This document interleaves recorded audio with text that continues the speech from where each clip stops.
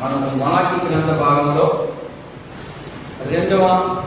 మూడవ ప్రసంగాన్ని మనం నేర్చుకుంటా ఉన్నాం. మూడవ ప్రసంగాన్ని కొద్దిగా ఈ దినంతో ఆపి రేపు వారము రోమీలకు రాయబడినటువంటి పత్రికను మనం ధ్యానం చేసుకోవడానికి ప్రయత్నం చేద్దాం. ఎందుకంటే మనం అట్లా చెప్పుకుంటా ఒక్కొక్క అధ్యాయాన్ని కంప్లీట్ చేసుకుని పోతున్నాం. కానీ ఈ అధ్యాయాన్ని కంప్లీట్ చేయడానికి కనీసం ఇంకొక 5-6 వారాలు పట్టింది. కాబట్టి మీరు ఈసారికి రోమా పత్రికను మీరు చదువుకొని సరే చదువుకోండి. మలాకీ గ్రంథము 1వ అధ్యాయము 1వ వచనం నుంచి 5 వచనాలు ఒక భాగం చేసి అందులో 3 సబ్ పాయింట్ చేసి వివరించాను. రెండోది ఇప్పుడు 1వ అధ్యాయము 6వ వచనం నుండి 9వ వచనం వరకు ఒక భాగం చేసి దీంట్లో ఒక 4 విషయాలు ఉన్నాయి. ఇక్కడ రాశాను నేను, మీరు అందరూ చూడవచ్చు. ఇక్కడ ఈ 4 విషయాలు మనం నేర్చుకుని మనం ముందుకు వెళ్ళేదానికి ప్రయత్నం చేద్దాం. ఈ 4 వచనాలకు కలిగినటువంటి అంశం ఏదైనా ఉంది అంటే దేవుని హెచ్చరికలు. ఎవరికి హెచ్చరికలు, ఎందుకు హెచ్చరికలు అనే విషయాన్ని మనం లోపలికి వెళ్ళిన తర్వాత మనం అర్థం చేసుకునే ప్రయత్నం చేద్దాం. ఈ అధ్యాయం అంతటికీ కూడా ఒకే పేరు, దేవుని హెచ్చరికలు. ఏ అధ్యాయం? 1వ అధ్యాయం 6 నుండి 2వ అధ్యాయం 9 వచనాల వరకు అన్ని హెచ్చరికలు ఇస్తాడు. అక్కడ ఎవరికి ఇస్తున్నాడంటే యాజకునికి ఇస్తున్నాడు, తర్వాత ప్రధాన యాజకునికి ఇస్తున్నాడు, అలాగే ప్రజలకు ఇస్తున్నాడు. దాన్ని చదువుకుంటున్నటువంటి మనకు, నేర్చుకుంటున్నటువంటి మనకి కూడా ఈ హెచ్చరికలు పనిచేస్తాయని గుర్తుపెట్టుకొని ముందుకి కొనసాగుతూ దాన్ని అధ్యయనం చేస్తూ ముందుకెళ్ళడమే మన పని. చదువుతామే ఈరోజు. ఇక్కడ రాశారు చూడండి. ఇక్కడ 1వ అధ్యాయము 6 నుంచి 9 వచనాలు చదువు కొత్తగా. కుమారుడు తన తండ్రిని గణపరచగలడా? దాసుడు తన యజమానుని గణపరచునా? నా నామము నిర్లక్ష్య పెట్టు యాజకులారా, నేను తండ్రి అయితే నాకు రావలసిన ఘనత ఏమను? నేను యాజకునైతే నాకు భయపడేవాడు ఎక్కడున్నాడు అని సైన్యములకు అధిపతికి యెహోవా మిమ్మల్ని అడుగగా, ఏమి చేసి నీ నామము నిర్లక్ష్యము పెట్టిదివని మీరందురు. నా బలిపీఠము మీద అపవిత్రమైన భోజనమును మీరు అర్పించుచు ఏమి చేసి నిన్ను అపవిత్రపరచిదమని మీరందురు. యెహోవా భోజనము బలను నీచపరచునందున అందుచేతనే కదా గుడ్డివాడిని తీసుకొని గుడ్డిదానిని తీసుకొని బలిగా అర్పించినలా అది దోషము కాదా? గుడ్డిదానినైనను రోగము గలవాడినైనను అర్పించినలా అది దోషము కాదా? అట్టి వాటిని నీ అధికారికి నీవిచ్చినలా అతడు నీకు దయచూపునా, నిన్ను అంగీకరించునా అని సైనికులకు అధిపతి యెహోవా అడుగుచున్నాడు. దేవుడు మనకు కటాక్షం చూపునట్లు ఆయనను శాంతిపరుచుడి. మీ చేతితోనే కదా అది జరిగేను అని మిమ్మల్ని బట్టి ఎవరైనా అంగీకరించునా అని సైనికులకు అధిపతి యెహోవా అడుగుచున్నాడు. 9వ వచనంలో అడుగుతా ఉన్నాడు దేవుడు. ఈ 9వ వచనంలో మనం 6వ వచనం నుంచి మనం చదువుకుంటూ వెళితే మనకు చాలా విషయాలు ఎక్కువగా కనపడే మాటలు ఏంటంటే అక్కడ అడుగుతా ఉన్నాడు దేవుడు, నాకు రావాల్సిన ఘనత ఏది? నాకు చేయవలసినటువంటి బలి మంచిదా లేకపోతే చెడ్డదా అనే విషయం పక్కన పెడితే, మీరు నాకు ఇచ్చే బలి సరైనటువంటి బలి కాదు, మీరు నాకు ఇచ్చే ఏదైనా కూడా సరిగా లేదు అని హెచ్చరికలు ఇస్తా ఉన్నాడు. ఇక్కడ ఎవరితో హెచ్చరికలు ఇస్తున్నాడంటే ఇశ్రాయేలులో ఉన్నటువంటి యాజకులు, యూదాలో ఉన్నటువంటి యాజకులు కాదు, గుర్తుపెట్టుకున్నాడు. ఇక్కడ మరలా అక్కడికి వెళ్ళి మళ్ళా మీరు అక్కడ తెచ్చిపోవాలి. ఇశ్రాయేలు ప్రాంతంలో ఉన్నటువంటి యాజకులకు మాత్రమే ఇది హెచ్చరికిస్తా ఉన్నాడు. ఏమని ఇస్తున్నాడంటే, మనం చదువుకున్నా ఇప్పుడు, యాజకులారా మీరు తండ్రికి ఇవ్వవలసినటువంటి ఘనత తండ్రికి ఇస్తున్నారా? ఇవ్వడం లేదు. ఎందుకు ఈ పదాన్ని ఉపయోగించి దేవుడు ఇశ్రాయేలుతో మాట్లాడుతున్నాడంటే, ఇశ్రాయేలీయులు కొంత మట్టుకు బాగానే ఉన్నారు కొన్ని దినాలు. ఆ తరువాత దేవుని ఆజ్ఞను మర్చిపోయారు వాళ్ళు. దేవుడు చెప్పినటువంటి సిద్ధాంతాన్ని ఆపేశారు వాళ్ళు. దేవుడు ఇష్టాన్ని పక్కన పెట్టేశారు వాళ్ళు. దేవుని ఆలోచనలు పక్కన పెట్టేశారు వాళ్ళు. దేవుడు అనే పదాన్ని పక్కనే పెట్టేశారు పూర్తిగా. కాబట్టి ఇప్పుడు ఇంకెవరు ఉంటారట? ఉంటే దేవుడైనా పరిపాలించాలి మనల్ని, లేకపోతే మనిషిని పరిపాలించేది రెండే. ఒకటి దేవుని ఆత్మైనా పరిపాలించాలి, లేదు అంటే దురాత్మైనా పరిపాలించాలి. నేను డైరెక్ట్గా చెప్పకుండా ఇండైరెక్ట్గా చెప్తున్నాను. దెయ్యమైనా పరిపాలించాలి, దేవుడన్నా పరిపాలించాలి, లేకపోతే దెయ్యమన్నా పరిపాలించాలి మనల్ని. అలా లేదు అంటే నిన్ను ఎవరు పరిపాలిస్తున్నారో నీ క్రియలు, నీ ఆలోచనలు, నువ్వు చేసే నడవడికే నీకు చెప్పేస్తుంది నన్ను పరిపాలించేది దేవుడా దెయ్యమా అనేది మన ప్రవర్తనే మనకు చూపించేస్తుంది. అందుకని ఇశ్రాయేలీయులు దేవుడిచ్చినటువంటి ఆజ్ఞను లేకపోతే దేవుని ఇష్టం మర్చిపోయి వారి ఇష్టానుసారంగా ప్రవర్తిస్తున్నప్పుడు దేవుడు మలాకి ద్వారా కొన్ని హెచ్చరికలు ఇచ్చేదానికి ప్రయత్నం చేస్తూ ఉంటాడు. ఎందుకు హెచ్చరికలు? దేవుడు డైరెక్ట్గా వారి మీదకి దేవుని కోపం కానీ లేకపోతే దేవుడే వచ్చి వారికి చెప్పవచ్చు కదా అనే మనం మాట్లాడుకుంటే, దేవుడు ఇప్పుడు కూడా తన ప్రజలని పుట్టి పుణ్యానికి విడిచిపెట్టడు. గుర్తుపెట్టుకోండి, దేవుడు తన ప్రజలని పుట్టి పుణ్యానికి, నువ్వేదో తప్పు చేసేసావని లేకపోతే నువ్వేదో ఇంకొకటి చేసేసావని దేవుడు నిన్ను విడిచిపెట్టడు. నువ్వు తప్పు చేసినప్పుడు ఖచ్చితంగా నీకు హెచ్చరిక ఇస్తాడు. అదే ఇది. ఇక్కడ యాజకులు తప్పు చేశారు. యాజకులు తప్పు చేశారంటే వాళ్ళకి కొన్ని హెచ్చరికలు ఇస్తున్నాడు. యాజకులారా అనే మాట మనకు కనబడతా ఉంది 6వ వచనంలో. యాజకులారా అనే విషయాన్ని మనం అర్థం చేసుకునేదానికి ప్రయత్నం చేద్దాం. ఎందుకు వారికి అలాంటి హెచ్చరికలు ఇస్తూ ఉన్నాడంటే, దేవుడు ఇప్పుడు ఏ స్థానంలో ఉండి మాట్లాడుతున్నాడు? ఈ వచనాన్ని బట్టి తండ్రి స్థానంలో ఉండి మాట్లాడుతున్నాడు. ఒక తండ్రికి బిడ్డ ఏమి ఇవ్వాలని కోరుకుంటున్నారు ఎక్కువగా? నేను మీరు నా సైడ్ చూడాలి. యాజకులు ఎందుకు యాజకులకి హెచ్చరికలు ఇస్తూ ఉన్నాడంటే, దేవుడు తండ్రి స్థానంలో ఉండి వాళ్ళని ఒక కుమారుడుగాను లేకపోతే తన పిల్లలుగా మరి నడిపిస్తూ ఉన్నటువంటి రోజుల్లో తండ్రిని మర్చిపోతే ఎలాంటి శిక్ష వస్తుందో వారికి జ్ఞాపకం చేస్తూ ఉన్నాడు. ఎలా జ్ఞాపకం చేస్తున్నాడంటే, దేవుడు మొదటి ఆజ్ఞ ఏమిచ్చాడు ధర్మశాస్త్రంలో? మొదటి ఆజ్ఞ ఏమిచ్చాడు అంటే, నిర్గమకాండం చూడండి ఒకసారి. ఏమిచ్చాడు? నిర్గమకాండం 20వ అధ్యాయం 12వ వచనం చూడండి. 2వ వచనం ఒకసారి గమనించండి. ఏమని చెప్పబడి ఉంది అక్కడ? దేవుడైన యెహోవా నీకు అనుగ్రహించు దేశంలో నీవు ఎక్కువ కాలము బ్రతుకున్నట్లు ఏం చేయాలన్నా?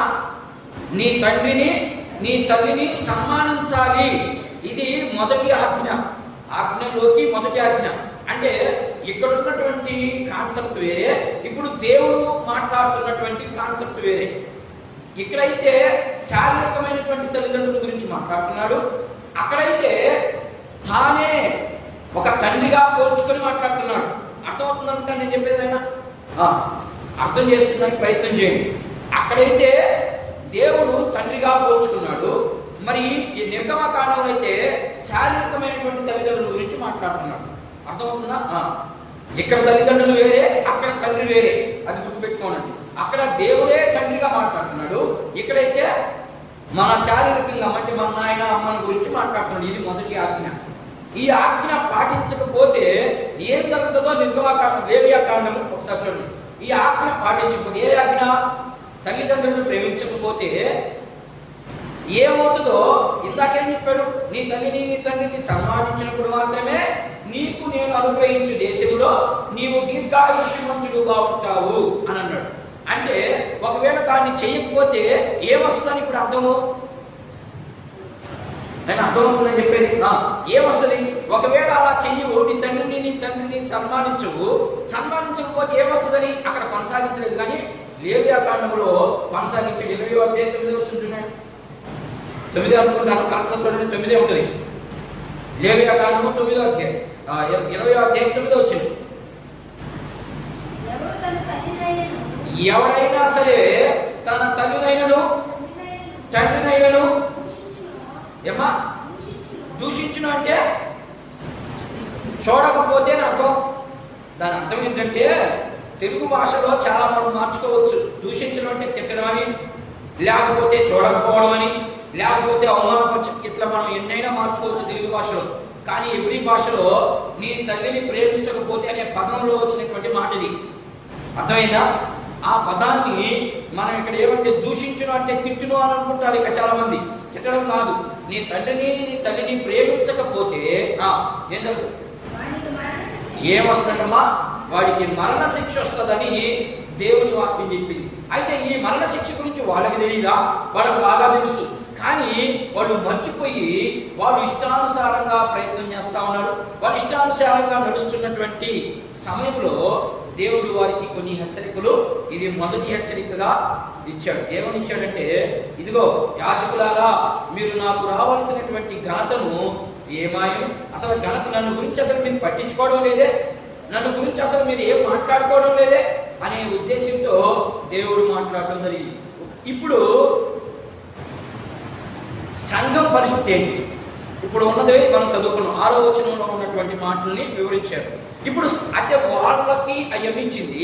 మన పరిస్థితి ఏంటి? ఇక మనం ఏంటి అని మనం అర్థం చేసుకునే ప్రయత్నం చేస్తే మనకు కూడా సేమ్ బిట్టు అంతే. దేవుణ్ణి ప్రేమించకపోతే మనకు కూడా ఇది హెచ్చరికే. దేవుణ్ణి ఎప్పుడైతే మనం ప్రేమిస్తామో, దేవుని ఆజ్ఞలు ఎప్పుడైతే మనం పాటిస్తామో, దేవుని ప్రేమ, దేవుని ఆత్మ మనతో కూడా ఉంటుందని దేవుని యొక్క వాక్యము సెలవిస్తూ ఉంది. అయితే వాడు యాజకులు కదా, మేము విశ్వాసులు కదా అని మేము ప్రశ్న వేస్తారని దేవుడు ముందుగానే మనం అందరినీ ఏం చేశాడు? యాజకులు చేశాడు. ఎలా చేశాడు? అసలు యాజకుడు చేయవలసిన పని ఏంటి, అసలు యాజకుడు అంటే అర్థం ఏంటి అని కొన్ని విషయాలు మనం నేర్చుకోవడానికి ప్రయత్నం చేద్దాం. యాజకుడు అంటే దేవుని ప్రజల పట్ల దేవుని యొక్క ఉద్దేశాలని యాజకుడు ప్రజలు చేసినటువంటి లోటుపాట్ల నిమిత్తము యాజకుడు ఆ లోటుపాట్లని దేవుని సన్నిధికి వెళ్ళి దేవుని సన్నిధిలో బలులు, అర్పణలు, కొన్ని బాధ్యతలు వాళ్ళకున్నాయి. అవన్నీ చేసే పని మాత్రమే యాజకుడు పని. అర్థమవుతుందా? యాజకుడు ఏం చేస్తాడు? దేవుని ప్రజల నిమిత్తము దేవుని సన్నిధిలోకి వెళ్ళి అక్కడ ఉన్నటువంటి వీడు చేసినటువంటి పాపాల నిమిత్తమై బలులు, అర్పణలు అర్పించి బయటకు వచ్చేసే పని యాజకుడి పని. అదే రీతిగా ఆ మందిరంలో కావాల్సినటువంటి ప్రతి దాన్ని కూడా సమకూర్చుకోవాల్సినటువంటి వ్యక్తులే ఈ యాజకులు. ఇవి రెండు రకాల పనులు, ఈ రెండు బాధ్యతలు వారి మీద ఉన్నాయి. ఇది యాజకుడు ఉండవలసినటువంటి పని. సరే, ఒక ఉదాహరణ చదివి మనం ముందుకు వెళ్తాం. యెషయా గ్రంథము 1వ అధ్యాయం చూడండి. యెషయా గ్రంథము 1వ అధ్యాయం 3-4 వచనాలు ఉదాహరణ. తర్వాత మనం యాజకుల దగ్గరికి వెళ్ళి వాళ్ళు ఏంటి, వాళ్ళ ప్రత్యేకత ఏంటి చూద్దాం. చదవండి. యెషయా గ్రంథము 1వ అధ్యాయం చూడండి. ఏం ఉదాహరణ మాట్లాడుతున్నాడు?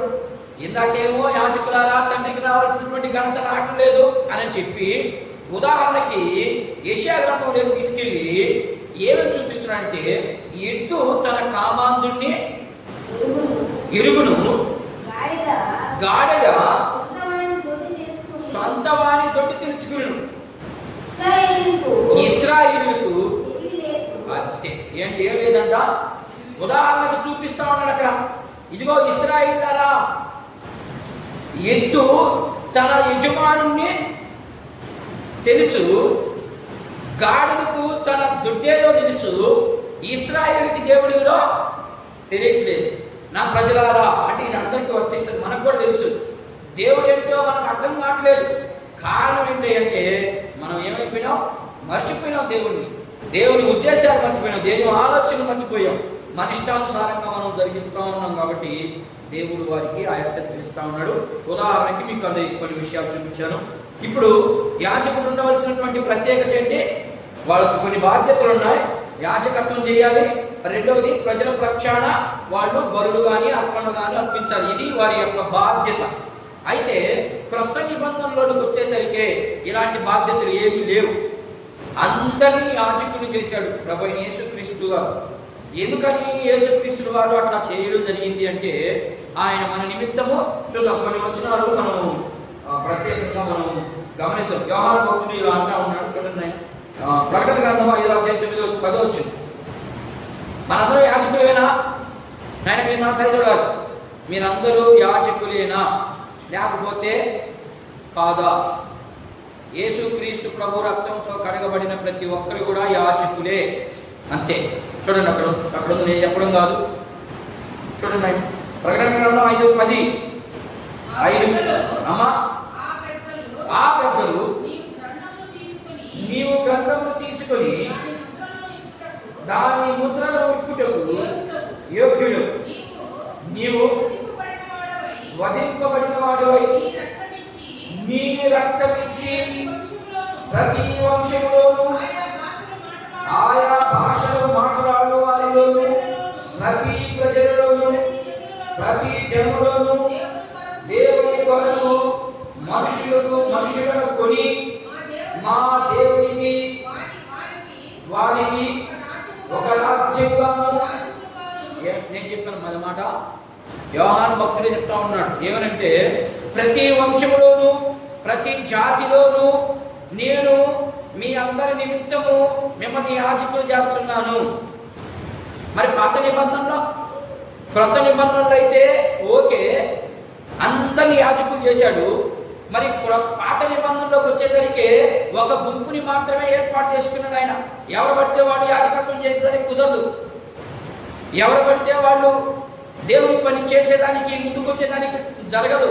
దేవుడు ఒక వంశాన్ని ఎన్నుకున్నాడు, ఆ వంశము వారు మాత్రమే చేయాలి, ఇంకెవరు పడితే వారు చేసేదానికి లేదు. కానీ అక్కడ ఉన్నటువంటి స్థితి వేరే, ఇక్కడ ఉన్నటువంటి స్థితి వేరే. అక్కడి నుంచి ఇక్కడికి వచ్చేసరికి దేవుడు అందరినీ చేసి పరేశాడు. ఎందుకంటే మేమే గొప్ప అని అనుకుంటున్నారు కానీ దేవుడు ఏం చేశాడంటే అందరినీ ఎలా కొన్నాడంటే ఆయన రక్తము కాచి స్వరక్తముతో నిన్ను నన్ను కొని అందరిని ఇప్పుడు ఏం చేశాడు? యాజకులుగా చేయడం జరిగింది. యాజకులుగా చేసినప్పుడు మన పని ఏంటి? మనం ఏం చేయాలి? అక్కడైతే ఆ యాజకుడు ఏం చేశాడు? బలులు అర్పణలు ఇచ్చాడు. మరి ఇప్పుడు మీరు యాజకులు కదా, యేసుక్రీస్తు ప్రభు రక్తము ద్వారా కడగబడిన నువ్వు యాజకుడుగా యాజక సమూహంగా నిన్ను తయారు చేసుకున్నాడు. మరి ఇంకో మాట చూడండి, పేతురు రాసిన 1:2 చూడండి. పేతురు రాసినటువంటి మొదటి పత్రిక 2:9 అయితే ఏంటంట? ఇప్పుడు దాకా ఆడినావు నువ్వు, ఇప్పుడు దాకా చీకటిలో ఉండి ఆశ్చర్యకరమైన తన వెలుగులోనికి మిమ్మల్ని పిలిచిన ఎవరు పిలిచారు మనల్ని? యేసుక్రీస్తు ప్రభువు వారు పిలిచాడు మనల్ని. ఆయన గుణాతిశయమును బట్టి చదువు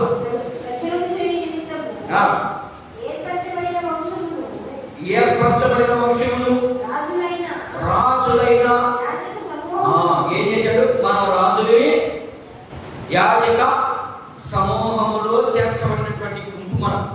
ఇప్పుడు పాత నిబంధనలోనికి మనం వెళ్ళినట్లయితే పాత నిబంధనలో రాజులు యాజకత్వం చేశారా? ఎక్కడ చేయలేదు. దేవుని ఆధీనంలో ఉన్నన్ని రోజులు ఎక్కడ కూడా అలా జరగలేదు. రాజులు పనే చేయాలి, యాజకులు పనే చేయాలి. ఎప్పుడైతే దేవుని పక్కన పెట్టారో అప్పుడు ఈ ఇష్టం వచ్చినట్టుగా రాజులే యాజకులే రాజులు అన్ని చేయడం జరిగింది. కానీ ఇప్పుడు యేసుక్రీస్తు ప్రభు వారు వచ్చిన తర్వాత మనం అందరినీ ఏం చేశాడు? యాజకులుగాను లేకపోతే యాజక సమూహంలో చేర్చబడినటువంటి గుంపులో మనం ఉన్నాం. అది మనం మర్చిపోకూడదు. అయితే ఇప్పుడు యేసుక్రీస్తు ప్రభు మన కోసం ఏమయ్యాడు? హెబ్రీయులకు రాయబడినటువంటి పత్రిక 4వ అధ్యాయం ఎలా మనం యాజక సమూహములుగా మనం ఎలా తయారు చేశాడు అక్కడ కొన్ని మాటలు నచ్చుండదు. హెబ్రీయులకు రాయబడిన పత్రిక 4వ అధ్యాయం 14వ వచనం ఒకసారి గమనిద్దాం. ఆకాశ మండలములో దేవుని కుమారుడైన యేసు అను ఏంటంటమ్మా మళ్ళా ఒకసారి చెప్పిన ఆకాశ మండలము ఆకాశ మండలము గుండా వెళ్ళిన దేవుని కుమారుడైన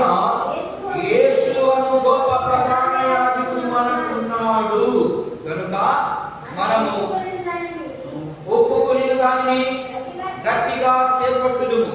మన ప్రధాన యాజకుడు మన బలహీనతల యందు మనతో సమానుభావం లేనివాడు కాడు గాని సమస్త విషయములను మనవలనే శోధింపబడింది.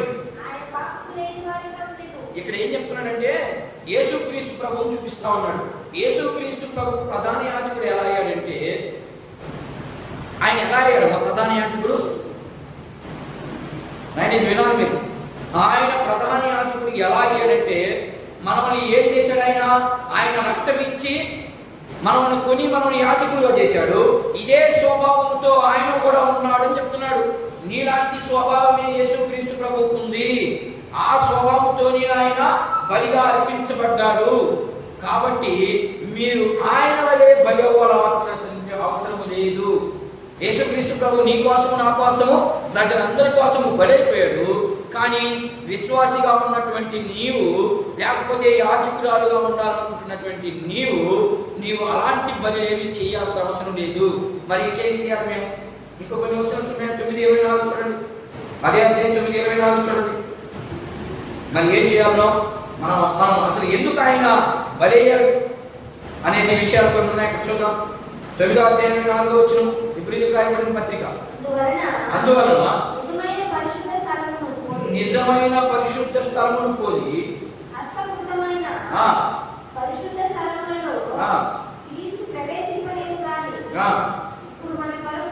ఇప్పుడు మన కొరకు దేవుని సమూహమందు కనబడుటకు పరలోకమందు ఎక్కడికి ప్రవేశించాడంటే ఆయన పరలోకంలోకి. మరి నువ్వు నేను ఎక్కడికి ప్రవేశిస్తాను? మనం కూడా పరలోకంలోకి ప్రవేశిస్తాం. అదే రీతిగా 10వ అధ్యాయం 9వ వచనం చూడండి. 10:9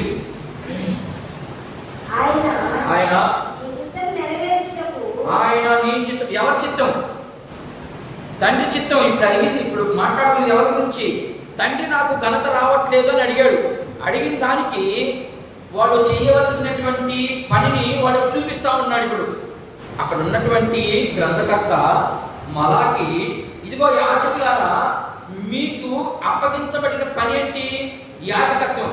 మీరు యాజకత్వాన్ని విడిచి ఇప్పుడు మీరు ఏం చేస్తున్నారు అనే విషయాన్ని వాడు చూపిస్తూ ఇప్పుడు నీకు నాకు కూడా ఇది చూపిస్తా ఉన్నాడు. మనం ఏం చేయాలి, మనం ఎలా చేయాలి, ఎందుకు యేసుక్రీస్తు ప్రభువు మనల్ని కొన్నాడు అనే విషయాలు చూపిస్తా ఉన్నాడు. ఆ చదువు. ఆయన నీ చిత్తము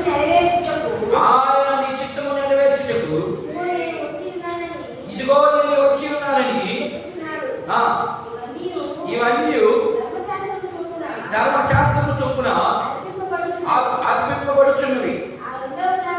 ఆ రెండవ దానిని స్థిరపరచుటకు మొదటి దానిని మొదటి కొట్టివేశాడు.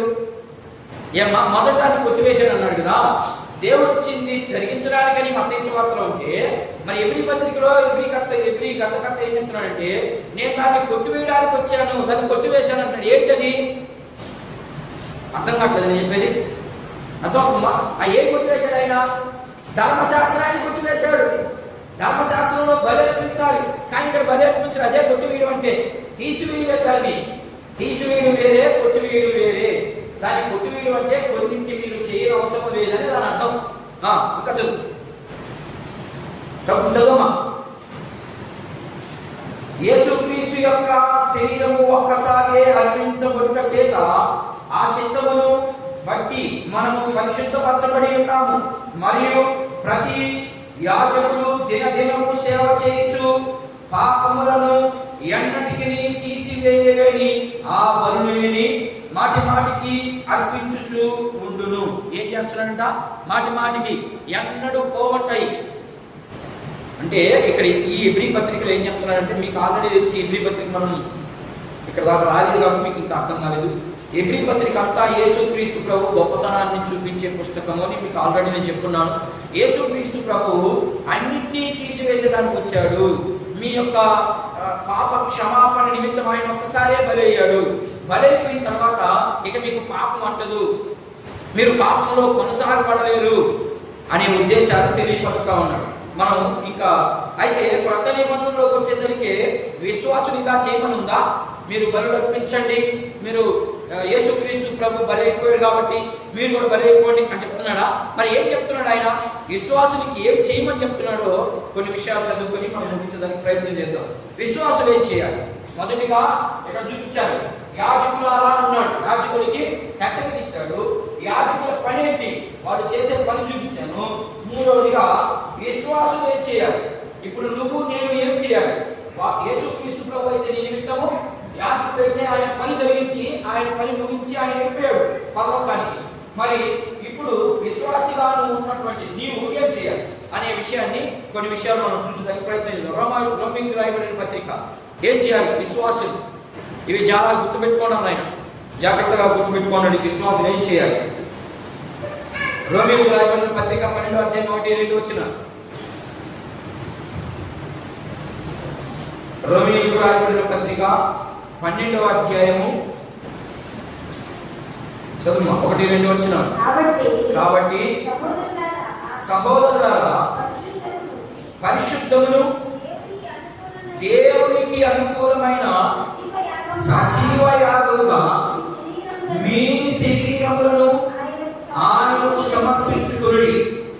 దేవుని వాత్సల్యతను బట్టి మిమ్మల్ని ప్రతిమాలుచున్నాను. ఇట్టి సేవ మీకు యుక్తమైనదే. మీరు లోకములో లోక మర్యాదలను అనుసరింపగా ఉత్తమమును అనుకూలమును సంపూర్ణమైనని దేవుని చిత్తము ఏదో పరీక్షించి తెలుసుకున్నట్లు మీ మనస్సును మారి నూతన మగుట వలన మీరు రూపాంతరము ఏం చేయమంటున్నాడు? మొదట విశ్వాసం ఏం చేయాలంట? రూపాంతరపరచబడాలి. రూపాంతరం అంటే నల్లకొన్నోడు ఎర్రగా రావాలని కదా దాని ఉద్దేశం. ఇక్కడ లేకపోతే ఎర్రకొన్నోడు తెల్లగా రావాలని కనుక దాని ఉద్దేశం. రూపాంతరం అంటే నీ మనస్సు మార్చబడాలి. నీ మనస్సు మార్చబడితే అప్పుడు విశ్వాసికి ఏమేమి అర్థమవుతుందో నీకు మనసు మార్పంగానే ఆటోమేటిక్గా తెలిసిపోతాయి. నీ మనసు మారకుండా ఉంటే నీకేం తెలియదు విశ్వాసం ఏం చేయాలి అనే ప్రశ్నకి మొదటిగా నీవు రూపాంతరపరచబడాలి. రెండవది ఏం జరగాలి చూద్దాం. నేను ఫిలిప్పీయులకు రాయబడిన పత్రిక 2వ అధ్యాయం 17వ వచనం. మొదటిది ఏం చేయాలంట? విశ్వాసి రూపాంతరపరచబడాలి. రూపాంతరపరచబడాలి అంటే నీకు మార్పు అయినటువంటి మనసు కావాలి. రెండవది ఏం చేయాలి చూడు. కావున క్రీస్తునందు ఏ హెచ్చరికైనను అంటే ఏంటంట? ఇప్పుడు ఒకసారి ఆలోచిద్దాం. ఇక్కడ చూడండి, దేవుని హెచ్చరిక ఎందుకు వస్తుంది? ఇప్పుడు ఆన్సర్ ఎందుకు వచ్చింది హెచ్చరిక? క్రీస్తు ప్రేమ వలన చదువు ఆదరణను ఆత్మయందు ఏ సహవాసమైనను ఏ దయాళత్వమైనను వాత్సల్యమైనను ఉన్నాయా నీవు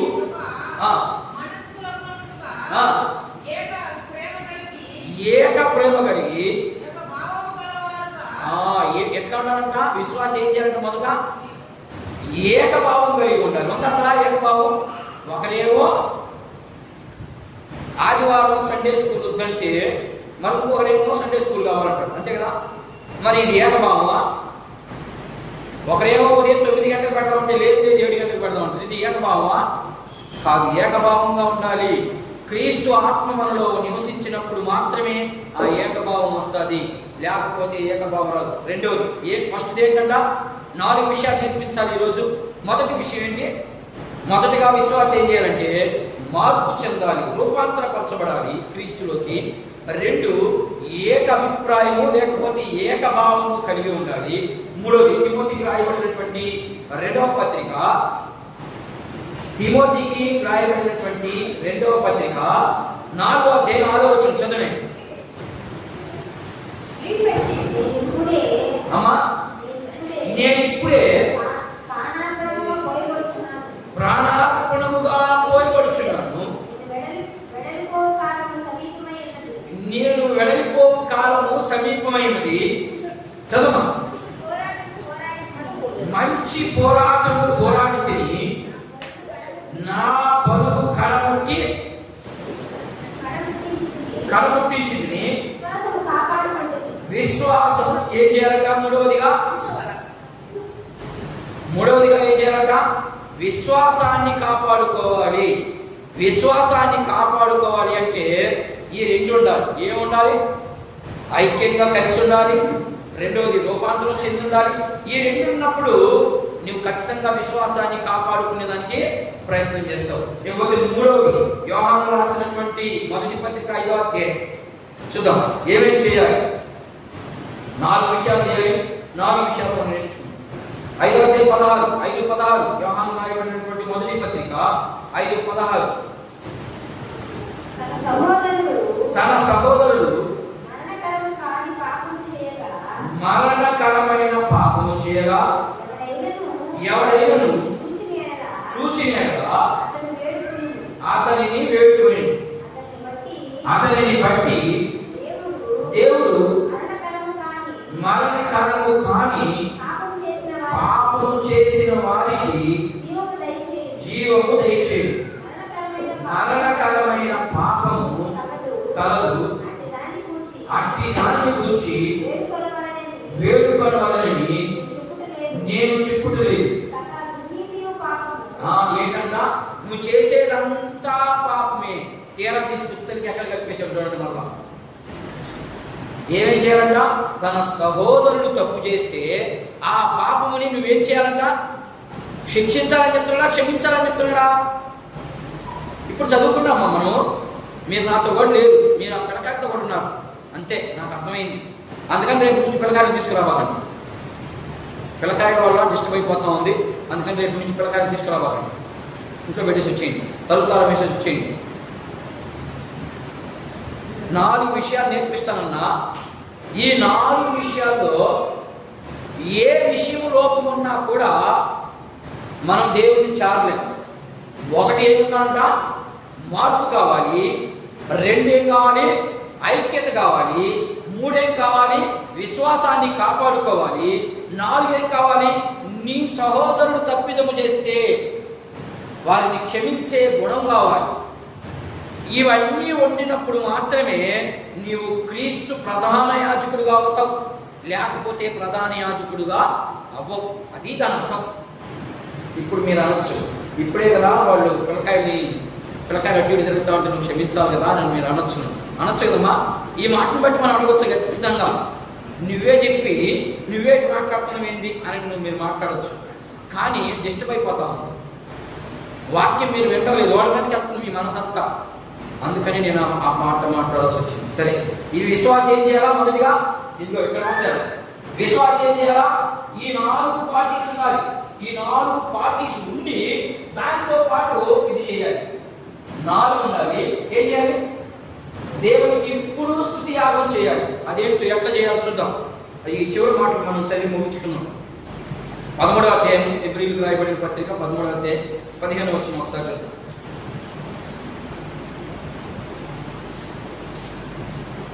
హెబ్రీయులకు రాయబడిన పత్రిక 13వ అధ్యాయం.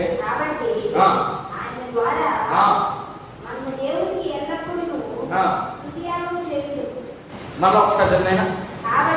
కాబట్టి ఆయన ద్వారా మనము దేవునికి ఎల్లప్పుడూ స్తుతియాగము చేయదు, అనగా ఆయన నామమును ఒప్పుకొనుచు జీవ ఫలములను అర్పించును. చెప్తా ఉన్నాడు ఇక్కడ. ఏం చేయాలంట? ఆయన నామాన్ని ఏం చేస్తామంట?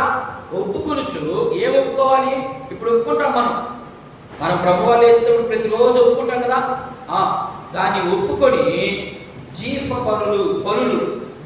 బలులు అంటే మనం చేసినటువంటి అపరాధముల నిమిత్తము మనం ఆయనకి ఏం చేయాలంట? నిత్యము స్తుతి యాగం చేసేవారిగా ఉండాలండి. రోమాపత్రిక 10వ అధ్యాయం 13వ వచనం. కొత్తగా చదవండి. నేను 4 మాటలు చదివి ముగిస్తాం. రోమీయులకు రాయబడిన పత్రిక 12వ అధ్యాయం 13వ వచనం. పరిశుద్ధుల అవసరములలో పాల్గొనుచు ఏం చేయమంటున్నాడు? స్తుతి యాగం చేస్తూ పరిశుద్ధుల, నేను ఒకసారి చదువు. పరిశుద్ధుల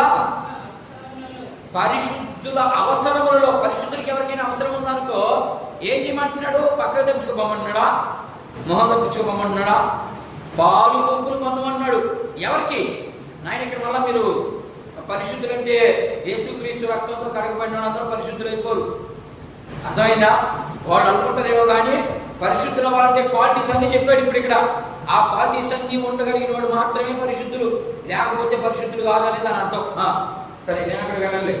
ఇంకా చూడండి, గలతీయులకు రాయబడిన పత్రిక 6వ అధ్యాయం 6:10, 6వ వచనము 10వ వచనం కొత్తగా చదవండి. చాలా వచనాలు కాబట్టి మనకు సమయము దొరికిన కొలది అందరి ఎడలను విశేషముగా విశ్వాస గృహమునకు చేరిన వారి ఎడలను 10వ వచనం 10 అయిందా? 6 చదివేవా? 6:10, 6వ అధ్యాయము 6వ వచనము. అమ్మ అది వాక్యం అంటే ఏం చెప్తున్నానంటే, మీరు విన్నదాన్ని ఏమేం చెప్తా ఉన్నాడు ఇక్కడ? విశ్వాసుల గృహములో చేరి. విశ్వాసుల గృహం ఎక్కడ? ఇళ్ళ. విశ్వాసుల గృహం అంటే ఎక్కడ? దేవుని మందిరం అని అర్థం. విశ్వాసులు అన్నాడు అంటే ఏకవచనంతో మాట్లాడటం లేదు, అక్కడ బహువచనంతో మాట్లాడుతున్నాడు. విశ్వాసులు అంటే అందరూ చేరేది దేవుని మందిరంలో. దేవుని మందిరంలోకి వచ్చి ఏం చేయాలని చెప్తున్నాడు ఆయన? ఒకరి నిమిత్తము ఒకరు, ఇందాకే చెప్పాడు కదా, ఒకరి నిమిత్తం ఒకరు సహాయం చేసుకోండి అన్నాడు. ఆర్థిక సహాయం గురించి మాట్లాడాడు, అలాగే ప్రార్థనా సహాయం గురించి మాట్లాడుతున్నాడు. ఇక్కడ వీళ్ళే యేసుక్రీస్తు ప్రభు ద్వారా రక్షించబడిన గుంపు ఇది. ఇలాంటి వాళ్ళే అందరూ యేసుక్రీస్తు ప్రభు గుంపు అయిపోరు. నేను అదే మాటికి మీకు చెప్తా ఉన్నాను. ఎలాంటి వారు యేసు ప్రభు గుంపు అవుతారంటే ఇలాంటి వారు మాత్రమే గుంపు అవుతారు. అందరూ యేసు ప్రభు గుంపు అయిపోతారా? ఏమవరు. అదే ఇక్కడ చూపిస్తా ఉన్నాడు ఆయన. ఇదిగో యాజకులారా, నేను చెప్పినటువంటి కండిషన్ అంతా మర్చిపోయారు మీరు. ఇదిగో మళ్ళీ ఒకసారి జ్ఞాపకం చేస్తా ఉన్నాడు చూడండి. విశ్వాసులారా, వాళ్ళకైతే అది జ్ఞాపకం చేశాడు, మనకేం జ్ఞాపకం చేస్తున్నాడంటే, విశ్వాసులారా, మీరు యేసుక్రీస్తు ప్రభువును అంగీకరించారు, నా రక్తము ద్వారా కడగబడ్డారు, నా శరీరం ద్వారా విమోచించబడ్డారు, మీరు చేయవలసిన పనులు మీరు మర్చిపోయినారు. మీరు కూడా జ్ఞాపకం చేసుకోండి. మనకు హెచ్చరిక ఇస్తున్నాడు, అటు వాళ్ళకి హెచ్చరిక ఇస్తూ ఉన్నాడు. చివరిగా ఒక 2 మాటలు చదువుదాం. తీతుకు రాయబడినటువంటి పత్రిక 3వ అధ్యాయం 14వ వచనం. ఆయన ఎప్పుడూ స్తుతి యాగం చేయాలి. ఇంట్లో కూర్చొని కనుక ఏదో పడుకొని నిద్రపోవడం కాదు. చూద్దాం 3:14.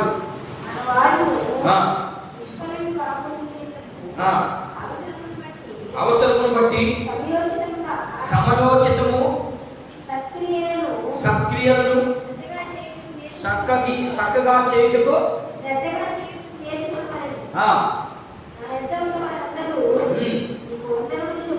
మీకు వందనములు చెప్పుచున్నారు. విశ్వాసమును బట్టి మిమ్మల్ని ప్రేమించు వారికి ఏమంట? కృప మీ అందరికీ తోడైయుండును గాక అని చెప్తా ఉన్నాడు.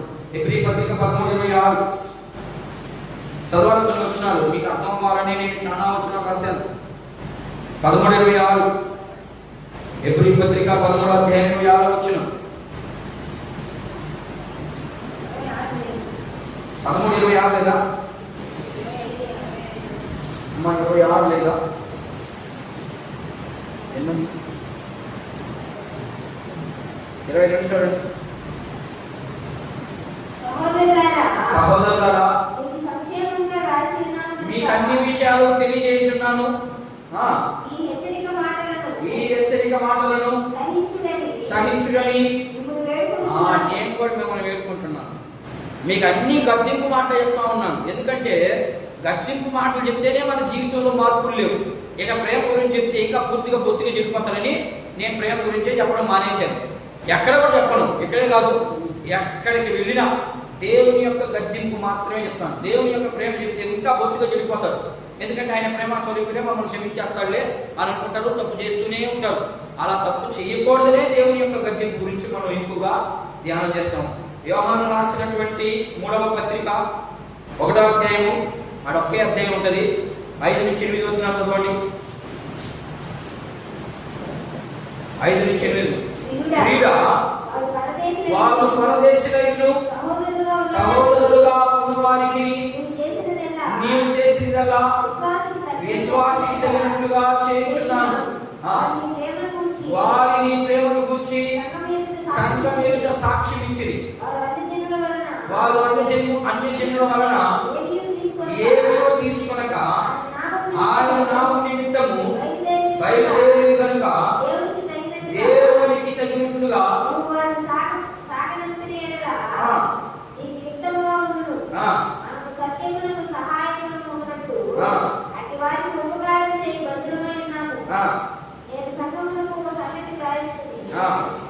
అయితే వారిలో ప్రధానత్వం కోరుచున్న డెమెత్రి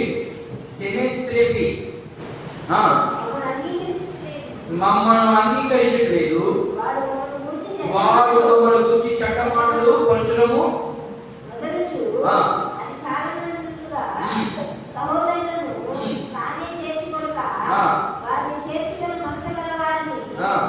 ఆటంకపరచు సంఘము నుండి వారిని మీరు అట్లా వెలివే చేస్తున్నారేమో.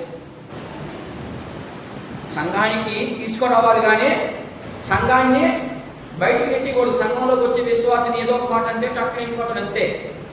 అర్థమైంది? అందుకనే చెప్తా ఉన్నాడు.